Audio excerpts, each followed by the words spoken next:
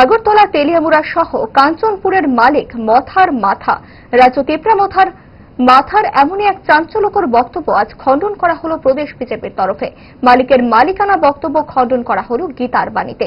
সংবাদ মাধ্যমের সামনে প্রতিক্রিয়ায় কি বলেছেন বিজেপি নেতা সুবল ভৌমিক, দেখুন। আমাদের ঐক্য সংহতি সম্প্রীতিকে কেউ নষ্ট করতে পারবে না। যাই হোক, সবাই একটু দায়িত্ব নিয়ে কথা বলতে হবে। মালিক তো একজন উপরে আছেন, যিনি এই বলে গীতাতে বলে যে ময়াদেক্ষণ প্রকৃতি শুয়তে সচরাচরম, ভগবান শ্রীকৃষ্ণ বলেছেন এই জড়া প্রকৃতি আমার নির্দেশনায় ক্রিয়াশীল, উনিই পরিচালী, উনিই মালিক। এর বাইরে আর কে মালিক আছে? আমি মনে করি না যে গণতন্ত্রে বলার অধিকার আছে, তবে যতটা সংযত হয়ে থাকে। সবাইকে নিয়ে চলতে হবে, ত্রিপুরায় সবাইকে নিয়ে থাকতে হবে, সবাই মিলেমিশে থাকতে হবে। অনেক